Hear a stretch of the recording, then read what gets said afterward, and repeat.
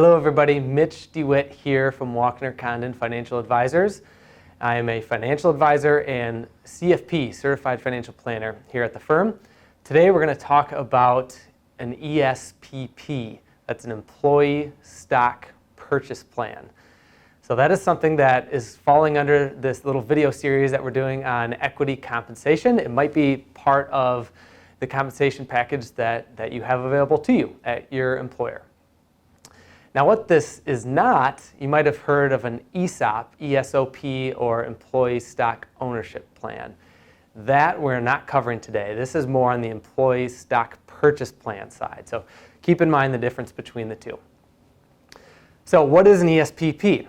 Well, it's a way that you as an employee can participate in buying your company's stock, deducted from payroll, and in a lot of cases, it can be purchased at a discount, which is awesome. So it's a way to align your interests with the company that you work for in the way of having some equity and some skin in the game. And the discount is, in a lot of cases, an extra cherry on top. You can have up to a 15% discount.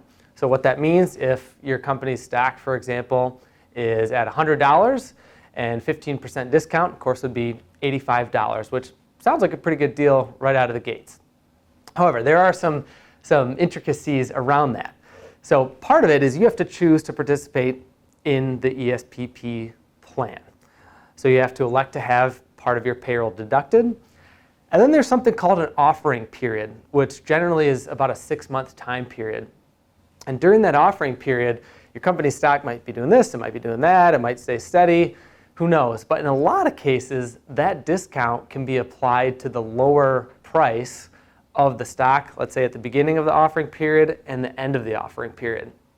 So in my oversimplified example of $100, well, in some cases, that discount could even be more than 15% if the stock has grown during that offering period, for example. So you might get 15% off the beginning stock price at the offering period, and if the stock has grown over that time, then it's even more than a 15% value, so to speak, to you.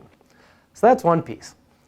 Another thing is that, and this is primarily referring to qualified ESPPs, there's also non-qualified, most are qualified, Section 423 of the tax code. They can be tax advantageous to you as well. So in another video, we talked about options and tax treatment there. ESPPs are really very similar from a taxation perspective to an ISO, incentive stock option.